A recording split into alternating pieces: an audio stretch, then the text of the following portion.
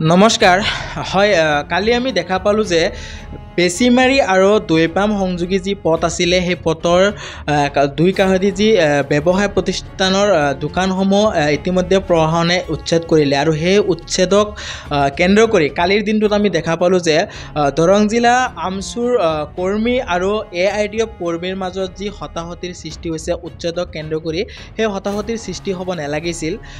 বেচিমাৰী অঞ্চলৰ সচেতন ৰাইজে কি বিচাৰিছে বা তেওঁলোকে ৰাস্তাখন মানে কিমান তেওঁলোকে বহল বিচাৰিছে ৰাইজৰ স্বাৰ্থত সেই ৰাস্তাখিনিৰ কাম মানে যিখিনি মানে উচ্ছেদ কৰিবলগীয়া বা কৰিব লাগিছিল সেইমতে প্ৰশাসনে উচ্ছেদখিনি কৰিব লাগে।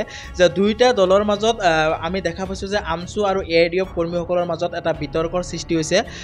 গতিকে আমি মুছলিম জাতীয় পৰিষদৰ পৰা এইটোৱে আমি দাবী জনাইছোঁ যে বেচিমাৰী ৰাইজৰ স্বাৰ্থত সেই ৰাস্তাখন বহল হ'ব লাগে। যিহেতু আমি দেখা পাইছোঁ যে ৰাতিপুৱা 9টা বা 9:30 ভাগত আমি দেখা পাইছোঁ যে স্কুলীয়া তাতে 4-5খনমান আপোনাৰ স্কুল আছে, স্কুলীয়া ল'ৰা ছোৱালীবিলাক চলাচল কৰোঁতে বহুখিনি অসুবিধাৰ সৃষ্টি হয়, বহুত মানে যান জঁটৰ সৃষ্টি হয়।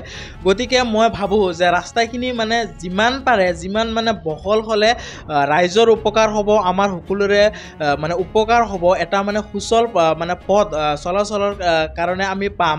গতিকে এই ক্ষেত্ৰত আমি কেতিয়াও সংঘাত হোৱাটো আমি কেতিয়াও নিবিচাৰোঁ।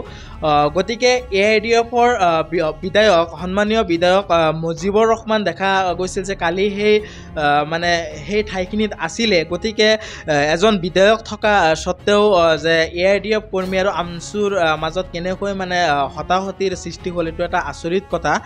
গতিকে এনেকুৱা হ'ব নালাগে। আমি উন্নয়ন বিচাৰিছোঁ যে আমাৰ ৰাস্তা লাগে, আমি যাতে এটা ভাল মানে সুচল এটা পথ যাতে আমি পাওঁ, যাতে কোনো ধৰণৰ যাতে মানে আপোনাৰ যান জঁটৰ যাতে সৃষ্টি নহয় আৰু সকলোৱে মিলি যিহেতু বেচিমাৰী যিখন ৰাস্তা আছে যে সকলোৱে মিলি যে আমচুৱে হওক AIDF কৰ্মীসকলে হওক যে সকলোৱে মিলি যদি এই ৰাস্তাখিনি যিমানখিনি মানে উচ্ছেদ কৰিব লাগে সেইখিনি যাতে মানে উচ্ছেদ কৰিবলৈ প্ৰশাসনক যাতে দাবী জনায়। লগতে আমিও মুছলিম জাতীয় পৰিষদৰ কেন্দ্ৰীয় সমিতিৰ পৰা মই ছাকিন মুস্তাক সাধাৰণ সম্পাদকে মই দৰং জিলা প্ৰশাসনক মই দাবী জনাইছোঁ যে বেচিমাৰী ৰাইজৰ স্বাৰ্থত যিমানখিনি মানে ৰাস্তাখন যিমানখিনি আপোনাৰ বহল কৰিলে সেই ৰাইজৰ সুবিধা হ'ব সিমানখিনিলৈকে বহল কৰি দিব বুলি মই আশা ৰাখিলোঁ। ধন্যবাদ।